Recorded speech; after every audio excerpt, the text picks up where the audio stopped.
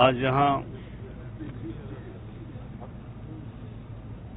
محترمہ مریم نواز صاحبہ کی میزبانی میں پی ڈی ایم کا ایک ہنگامی سربراہی اجلاس منعقد ہوا۔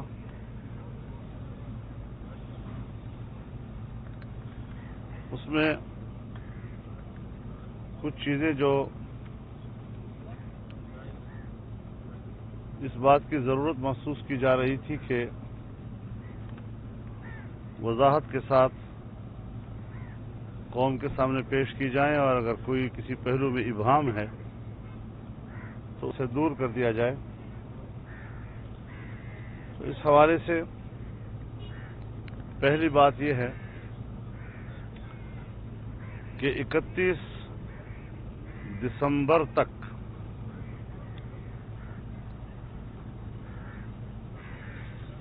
پی ڈی ایم کے ارکان قومی اسمبلی اور صوبائی اسمبلی اپنے استعفے اپنی اپنی جماعت کے قائدین کو پیش کر دیں گے۔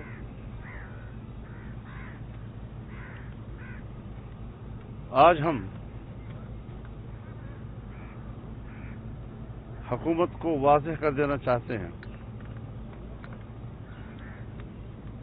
کہ 31 جنوری تک حکومت مستعفی ہو جائے۔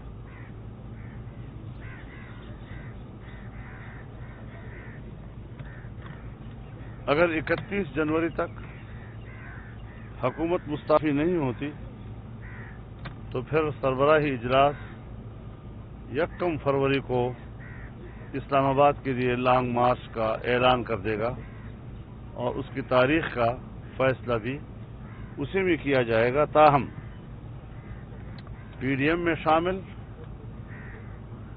تمام جماعتوں کے کارکن اور پاکستان کے عوام سے یہ اپیل کی جا رہی ہے کہ وہ آج ہی سے لانگ مارچ کی تیاریاں شروع کر دیں۔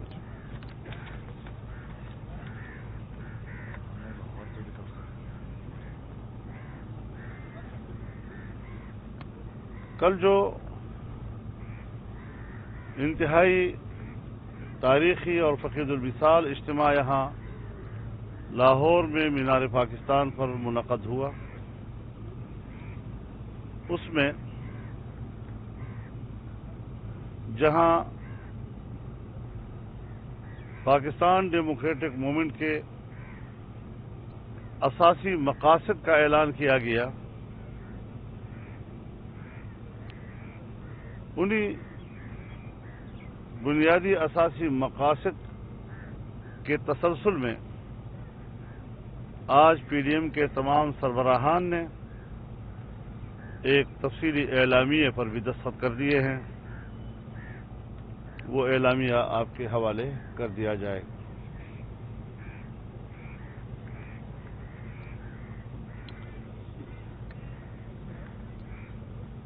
پاکستان ڈیموکریٹک موومنٹ کی اسٹیئرنگ کمیٹی نے صوبوں کو لانگ مارچ کی تیاریوں کے سلسلے میں جو شیڈول دیے ہیں، وہ شیڈول بدستور برقرار رہے گا۔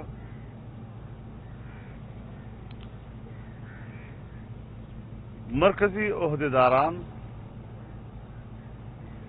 اور اسٹیئرنگ کمیٹی کے وہ اراکین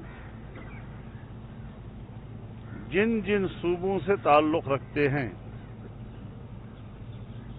مرکزی عہدیداران جس جس صوبے سے تعلق رکھتے ہیں، اور اسٹیئرنگ کمیٹی کے اراکین جس جس صوبے سے تعلق رکھتے ہیں، وہ اپنے اپنے صوبے میں میزبان کمیٹی ہوں گے، اور اپنے اپنے صوبے کی تمام سیاسی جماعتوں کے سربراہان اور ان کے ذمہ داران جو پی ڈی ایم میں شامل جماعتیں ہیں، ان کے اجلاسات منعقد کریں گے، تاکہ اپنے اپنے صوبے میں وہاں پر لانگ مارچ کی تیاریوں کی نگرانی کر سکیں۔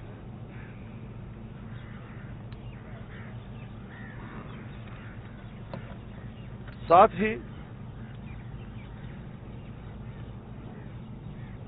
اجلاس میں اس بات پر سخت ناراضگی کا اظہار کیا گیا اور اس بات کی شدید مذمت کی گئی کہ ISPR نے جس طرح الیکٹرانک میڈیا کے چینلز پر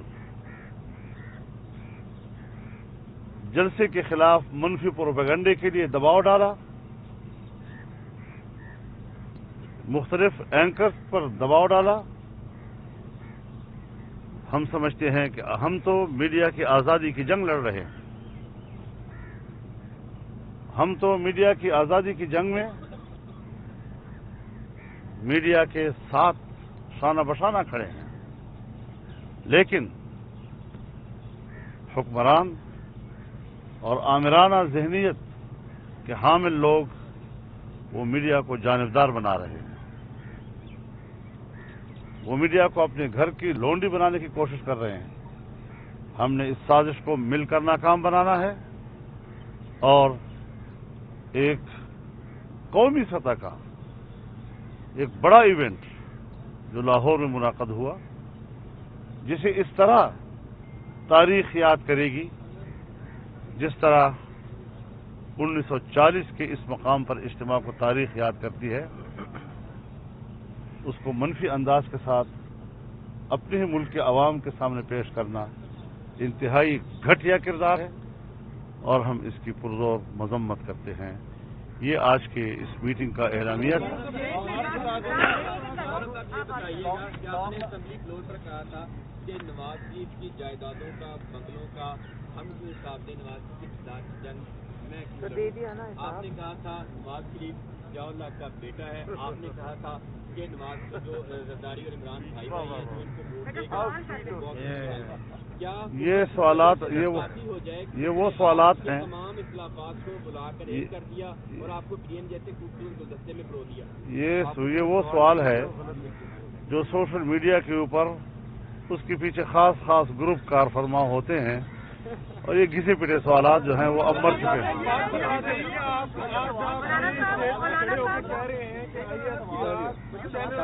پریشر میں لا رہا تھا، کیا آپ army chief general Qamar Bajwa سے مطالبہ کر رہے ہیں کہ ISPR کو روک دے جو یہ کام کر رہے ہیں؟ تو ظاہر ہے کہ جب ہم یہاں پر اس کے خلاف احتجاج کرتے ہیں اور اس کی مذمت کرتے ہیں تو یہی مقصد ہے کہ وہ اس قسم کے گھٹیا کاموں سے رک جائے۔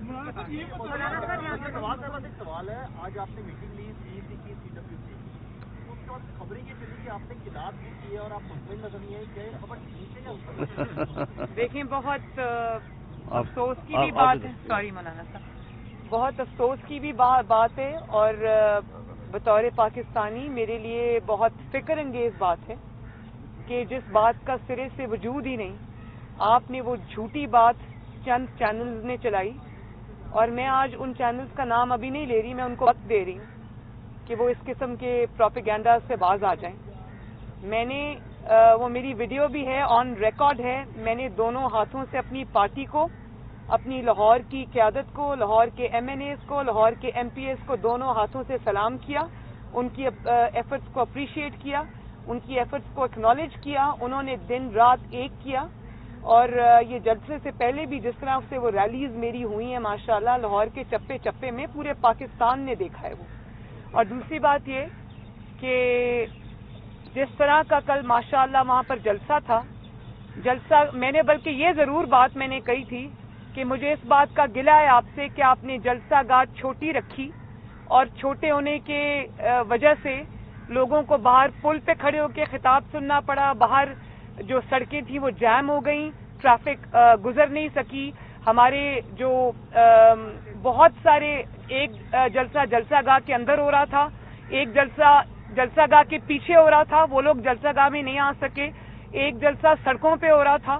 تو میں شاید خاقان عباسی صاحب کوئی گھنٹہ تاخیر سے پہنچے क्योंकि इनको रास्ता नहीं मिला सड़क से जलसा गाह में आने का। मुझे उन्होंने आज बताया कि मैं मोटरसाइकिल पे, किसी की मोटरसाइकिल पे बैठ के जलसा गाह में पहुंचा हूं।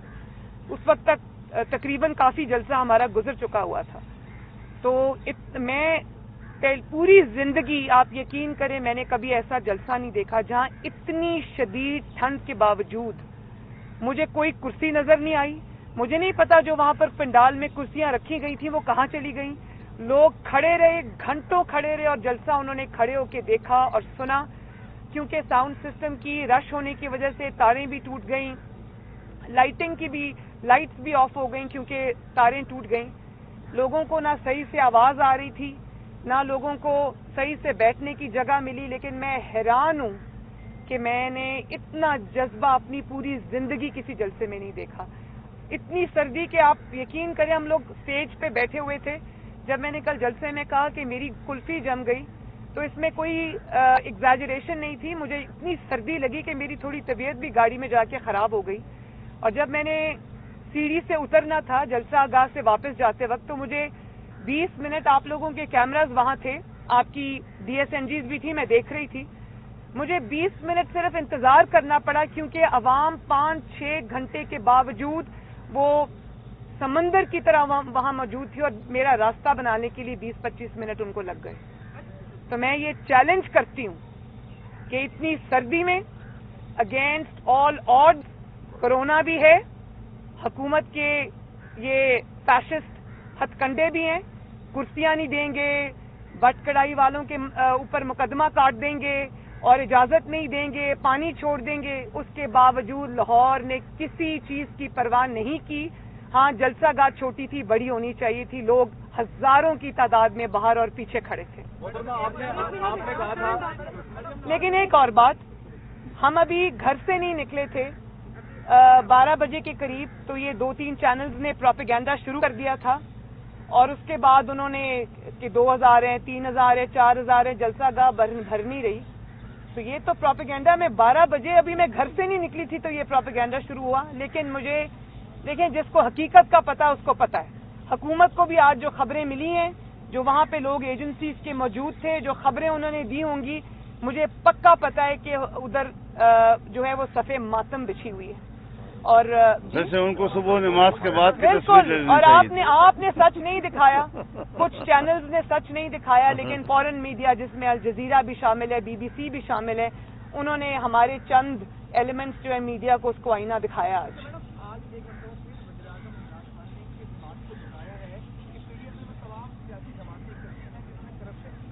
और वो इस बात जो मर्जी कर लेंगे, मैं प्रेशर में नहीं आऊंगा और इनको NRO नहीं होगा। ये बात वो इसलिए कर रहे हैं कि वो खुद प्रेशर में हैं। ये बातें प्रेशर में की जाती हैं जो वो कर रहे हैं।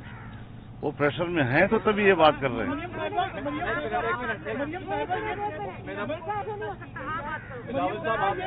ये बताइए कि आप मुज़ाकरात करने से इनकार कर चुकी है, क्या अगर आप उनके सिलेक्टर की तरफ से मुज़ाकरात की दावत आती है आपको, क्योंकि मेन फरीक जो है वो आप ही PMLN है, अब सिलेक्टर की तरफ से मुज़ाकरात की दावत आती है तो क्या उनके सिलेक्टर के साथ हम मुज़ाकरात करने को, बैठने को तैयार हैं आप? मैंने ये बात पहले भी कह चुकी हूँ कि हम अब अवाम की अदालत में जा चुके हैं। अवाम के साथ हमारी बात हो रही है और अवाम के साथ ही हमारी बात होगी, चाहे वो सिलेक्टेड हो या सिलेक्टर्स हों। अब उनको पीछे जाना पड़ेगा। अब अवाम लीड करेगी, अब आगे चलेगी। आपने कहा कि बातचीत का वक्त खत्म हो चुका है। अब आपने अल्टीमेटम भी दे दिया है, आपने बातचीत का दरवाजा खुला रखा है या कोई बात नहीं होगी। और दूसरा, अगर फौज बातचीत के लिए तैयार होती है तो जैसे मरियम बीबी ने कहा था कि हम अवाम के सामने बातचीत को तैयार हैं, तो तैयार हैं। दो चीजें हैं, एक तो हम अकेले नहीं हैं, हम सब एक हैं और जो भी फैसले हम करेंगे हम सब मिलके करेंगे, PDM के प्लेटफॉर्म से करेंगे। जहां तक डायलॉग की बात है, बातचीत की बात है, मेरे पाकिस्तान पीपुल्स पार्टी और मैं समझता हूँ PTM का जो इस वक्त का मौकिफ है वो लाहौर के सामने कल पेश कर लिया था कि the time to talk, the time for dialogue is over. अब मार्च करने का वक्त है, अब इमरान का इस्तीफा लेने का वक्त है।